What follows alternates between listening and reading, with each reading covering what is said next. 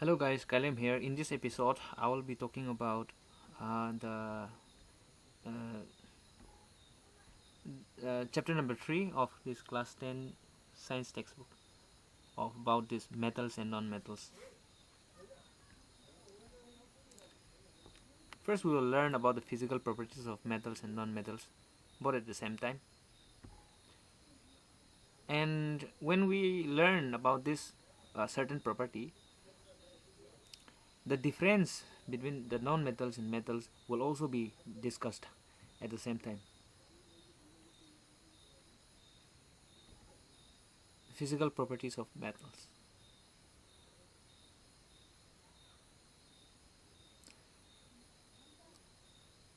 Now, physical properties means the outer appearance, whether it is appearing hard or soft, whether it is in solid state or liquid state or in a gaseous state, whether it is shiny or not shiny, whether the sound it produces a sound when heated upon, whether it melts sooner or later comparatively.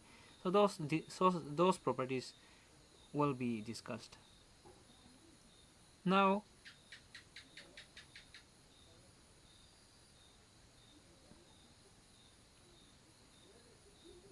here the point number one is here. It is given that the metals in their pure state, they are generally shiny and they have the shining surface, and that property is called metallic luster.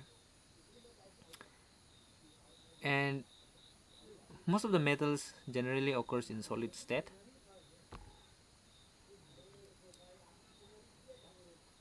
and they can be drawn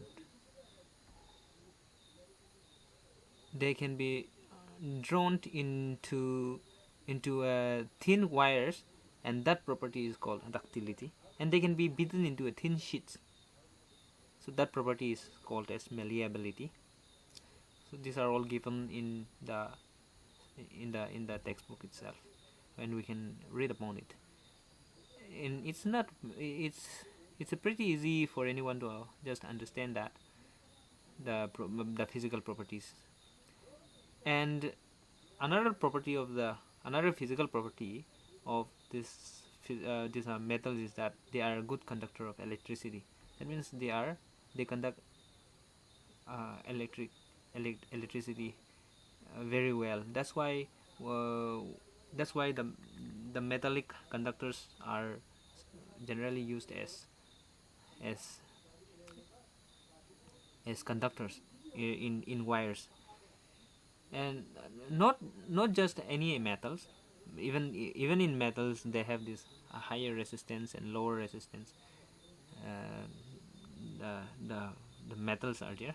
So the metals that is offering a very low resistance, such as copper and silver, are used in the wirings, and even aluminum also.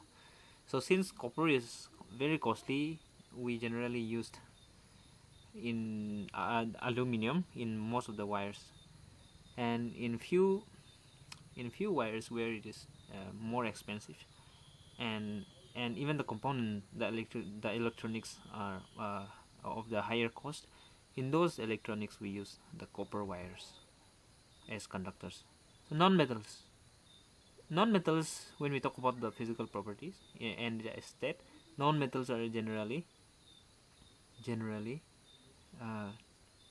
gaseous and in liquid state. So only few remains in otherwise state.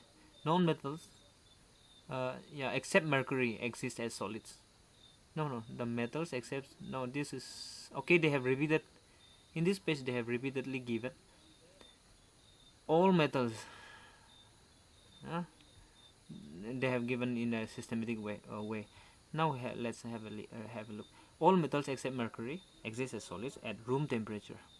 So that's the point number one. Another one is that iodine is a non-metal, but it is lustrous. That is another exception. And carbon is a non-metal and can exist in different forms. In different forms, solid, liquid, and even about the allotropy, and it can conduct electricity very well. As I mentioned before earlier, that metals are generally a good conductor of electricity and non-metals are not. But here in this case, here is an exception point, that carbon, which is, although it is non-metal, but it is also a very good conductor of electricity. Example of that is that graphite is a very good conductor of electricity. So alkali metals, that is lithium, sodium and potassium, are soft, not metals are generally hard, but here exceptionally these alkali metals such as sodium, they are soft and can be cut with a knife. So that's what it is. Elements. Okay, now let's look at the properties, chemical properties of metals. Now chemical properties of both metals and non-metals, they differ greater compared to their physical properties. Now let's learn the reaction. What happens when metals are burned in air? If we burn metals, what happens?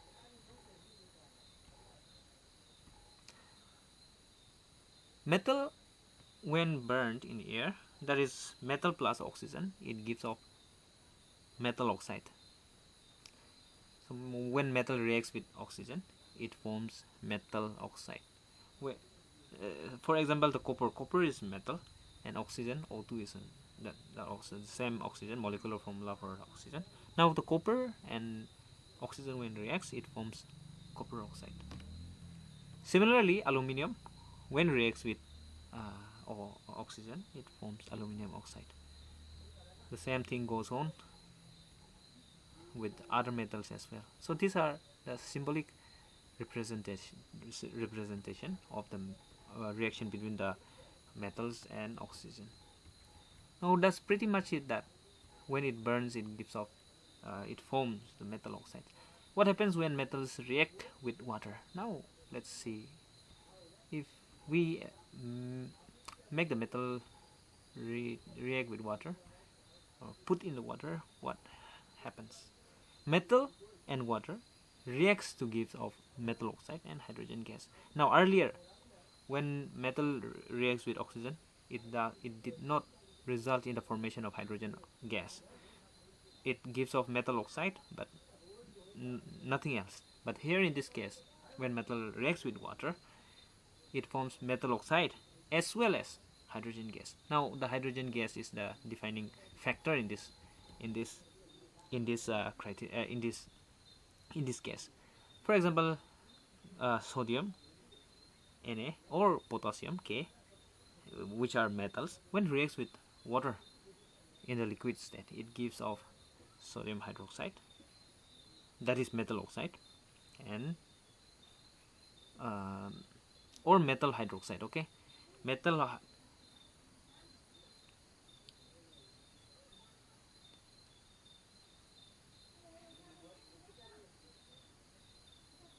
oxide, and it here is a double step. It does not form directly into the metal hydroxide. Now let me repeat this thing again. Metal, when reacts with water, it gives off metal oxide and hydrogen. Okay, hydrogen gas. But metal oxide, again, when allowed to react with water, then only forms this metal hydroxide. Now the confusing thing here in this step is that in the above given example, it has given the stepwise thing, that is the first reaction, that is metal in water, to form metal oxide and hydrogen gas, and the second step, it shows the another step, that is metal hydroxide and water forms to metal hydroxide. But in this, the below given reaction, it is given direct reaction. Okay, there is no intermediate reaction between this one. Now it has given that the metal reacts with water, it gives off the metal hydroxide. So here it is not mentioned the formation of metal oxide, but here it is shown directly that metal and water reacts to form metal hydroxide. So let's not be confused with this thing, okay? You have to keep in mind that there is an intermediary that reaction, that is metal and water reacts to form the metal oxide and gives off hydrogen gas. And in this second example, it is given that potassium reacts with water to form potassium hydroxide and water by releasing the energy. So let's not be confused with this thing. It's actually the same thing, okay? But the upside, it has more elaborated example, and downside, it gives off the direct reaction to represent the reaction, okay? So the next thing is also pretty much the same thing, that is calcium reacts with water to form this calcium hydroxide, that is the metal hydroxide, and gives off this water. One thing that you have to understand here is that not necessarily all metals when reacts with water it gives off this heat, okay? So some metals reacts with water and gives off very little heat, so that heat is also another different difference that gives off among the metals themselves. Now let's look into this another topic, that is what happens when metals react with acids. Now acids are very corrosive in nature, so pretty much the similar things going to happen. The metal when reacts with acid or dilute acid gives off salt and hydrogen gas. Now a little bit similar to the reaction of metal and metal with water, but in this case when metal reacts with dilute acid it gives off the salt and hydrogen gas. So salt and metal hydroxide, that's the difference. Now remember that metal when reacts with water it gives off this metal hydroxide, okay, which is base generally, which has to be a base. But metal if reacts with acid it gives off salt, okay? So that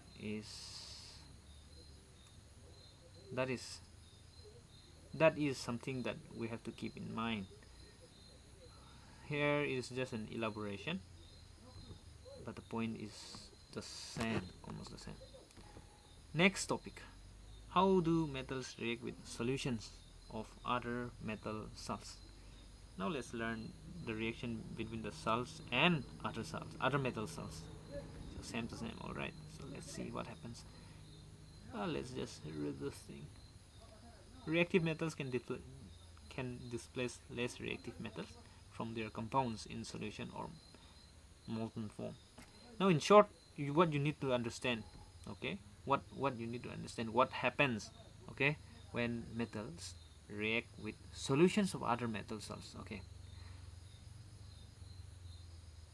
Now in short and plain, I will just say that when metals react with the solutions of other metal salts, and then it will result in the replacement, in the replacement reaction, that is metals reacts with another metal salts, then it will result in the replacement of less reactive metal by more reactive metal, okay. But that means if you bring a lesser reactive metal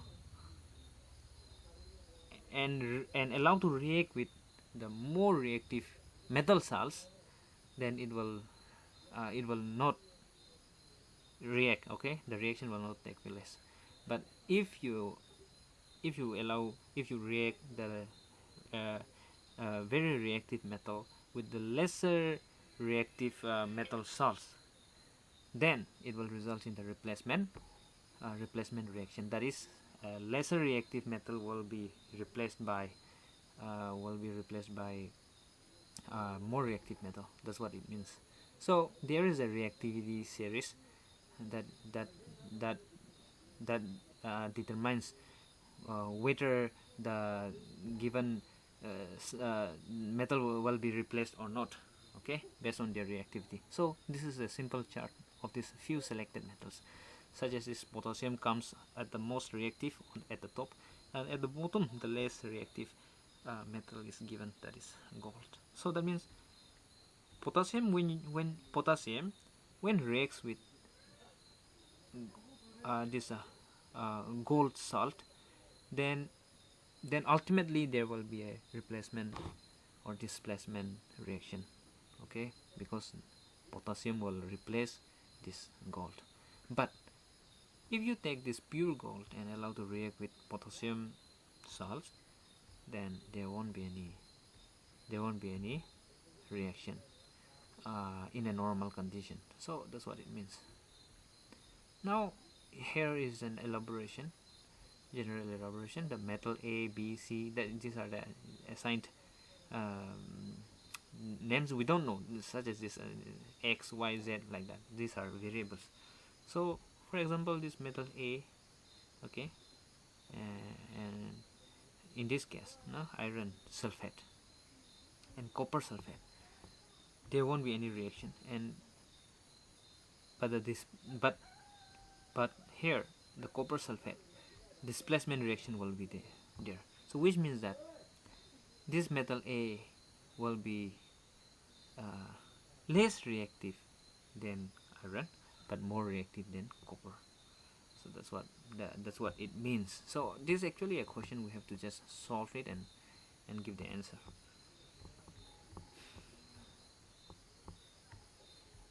Or here, if use the table above to answer the following questions about metals A, B, C, and D.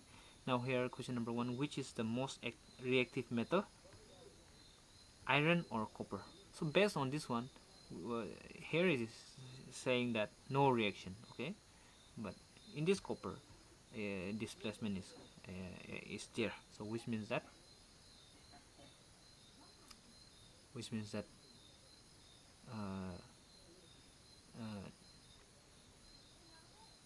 iron has to be more reactive than copper.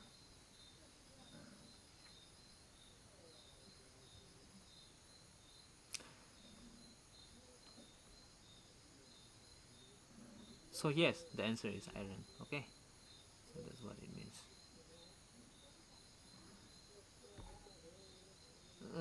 How do metals and non-metals react? Okay, metals and non-metals, how do they react with each other? Now here, electronic configuration of some elements. Now actually we simply talk about the reactions, all those things. Now reactions happens, okay, reaction occurs because of the difference in the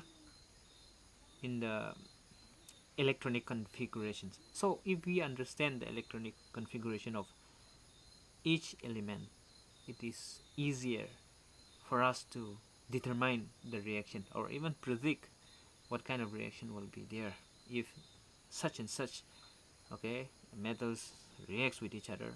What will be the results? We can understand that one simply by understanding the elemental electronic configurations.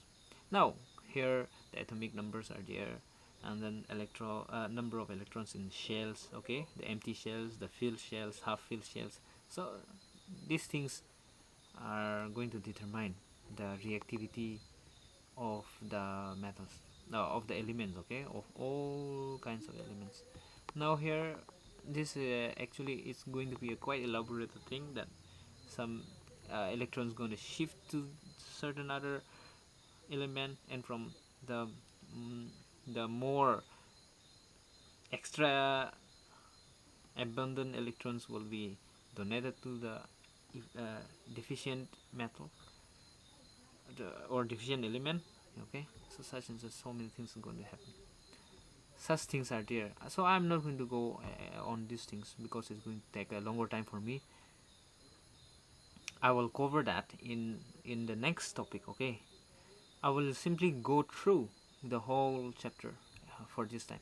Now properties of ionic compounds. Now ionic compounds, these are also another kind of compound. In these ionic compounds, they have these ions, and they are formed by ions.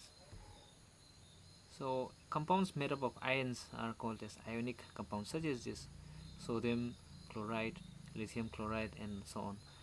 The main property of these ionic compounds are that in the ionic compounds there is this charge separation, okay, and charge separation, which means that there will be positive or terminal and negative terminal. The dipole will be there, and they will be of good conductor of electricity, because there is a charge difference, and which means that there will be it will allow the flow of electricity through that compound or through the medium.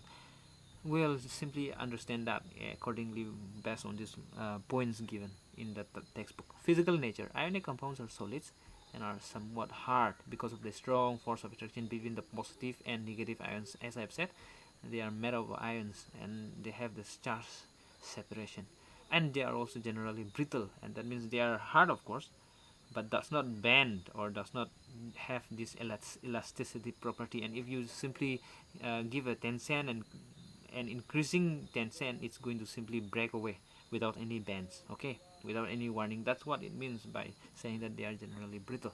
And melting and boiling points, they have this high melting and boiling points. That's also because of this one strong force of attraction between the separated charge ions. Solubility. Electrovalent compounds are generally soluble in water and insoluble in solvents such as kerosene and petrol. Petrol and kerosene, they are solvent, but in these solvents they are not soluble. They will not melt. They will not become a liquid state. Okay, but in the water they will melt. Conduction of electricity. The conduction of electricity through a solution involves the movement of charged particles. A solution of an ionic compound in water contains ions which move the opposite. So in short, these things don't need to keep on reading. We'll say that here, this is, where is it, where thus the ions move freely and conduct electricity. Okay, so it conducts electricity. The ionic compounds conduct electricity, okay, mainly in their liquid state, not necessarily on the solid state. In solid state, occurrence of metals. Let's see, where do we find these metals? Earth's crust is the major source of metals. Okay, on the earth itself, the metals are found. Seawater are also also contains some soluble salts such as sodium chloride, magnesium chloride, and so on. Extraction of metals. How do we extract? How do we take the metals from the impurities, from the mixture of so many metals and non-metals compounds?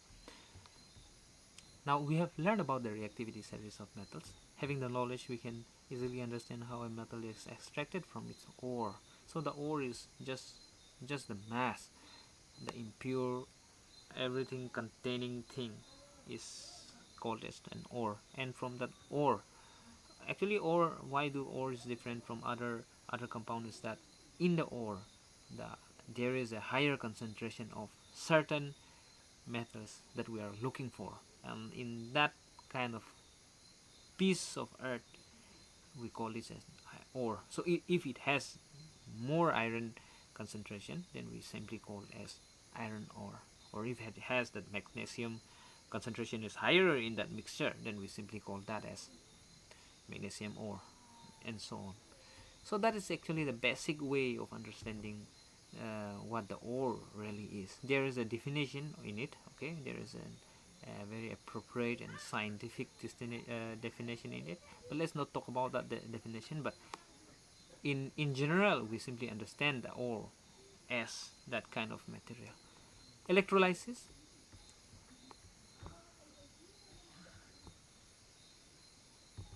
And reduction using carbon found in native state.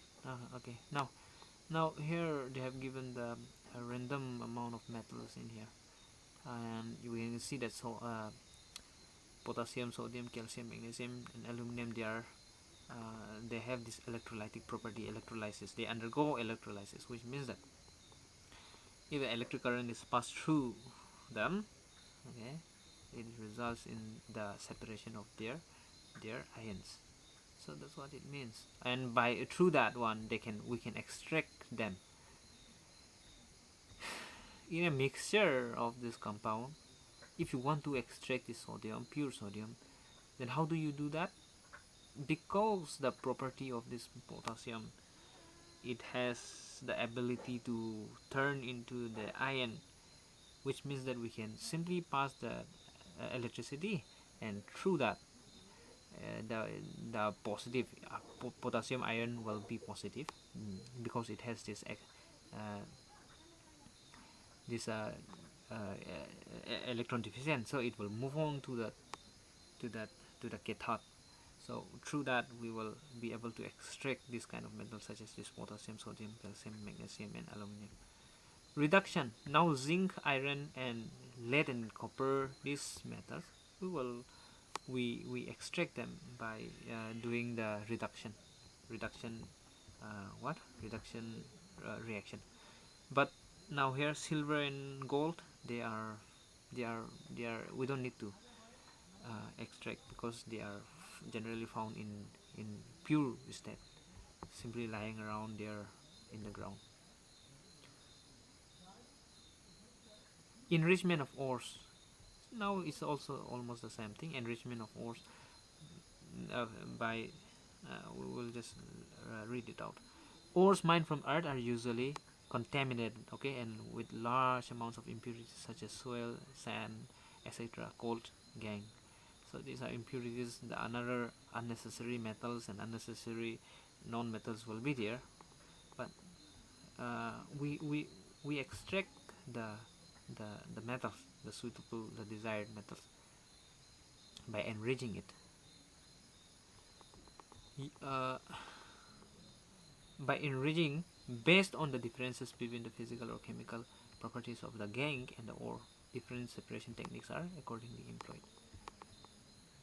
Now, in order to purify or enrich the ore, number one step is that extracting metals. Now it's not like this is number one step and the other one is number two step. It's not, we have to follow in this assembly line order, not like that.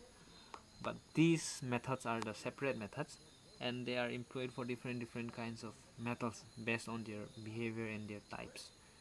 So certain steps that are followed for certain elements or certain metals will not be followed for the another kind of metals. Extracting metals low, okay, metals low in the activity series. Metals low in activity series are very unreactive. The oxides of these metals can be reduced to metals by heating alone. So such as this mercury sulfate, it's very difficult to extract the mercury, simply because this mercury sulfate is non-ionic compound, and by passing electricity it will not disintegrate, it will not be separated. So in that case, what we can do is that we simply heat it, and by heating we get this mercury oxide, and the mercury oxide, again, if we keep on heating, then it will result in the evolution of oxygen gas and mercury metal, the pure mercury metal. And even the copper also, in the same case, the copper is there. So copper, which is found as copper sulfate in nature and can be obtained from the ore just by heating it in the air. Extracting metals in the middle of the reactivity series. Those metals that lies in the middle of this reactivity series, they are usually present as sulfides. They usually occur as sulfides or carbonates in nature. On the earth crust we simply get that damn thing. Therefore, prior to reduction, the metal or sulfides and carbonates must be converted into metal oxides.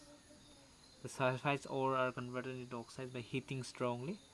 So in this, even these metals, the metals that lies in the middle of the reactivity series, also can be obtained by simply heating it in excess air. And the reaction is something like this: zinc sulfide heating will result in the formation of zinc oxide and zinc oxide and sulfate. And after that, the zinc carbonate,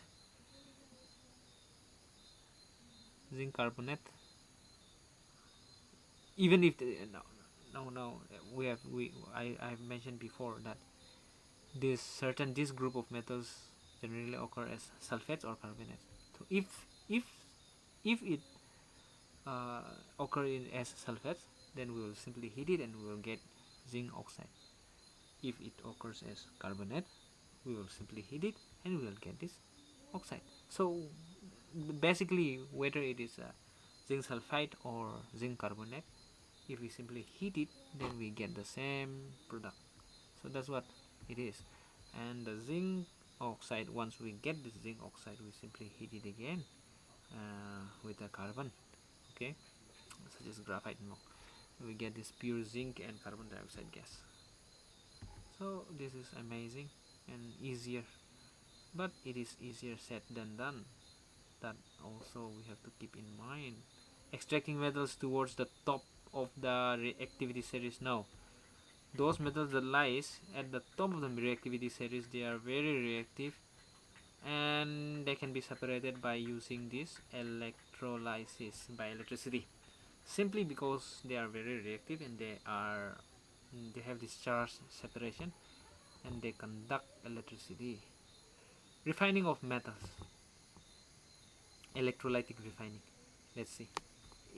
Let's not simply keep on discussing about this thing, because even this electrolytic refining, it is also is just the electrolysis only. So the same reaction and the same thing happens. Corrosion.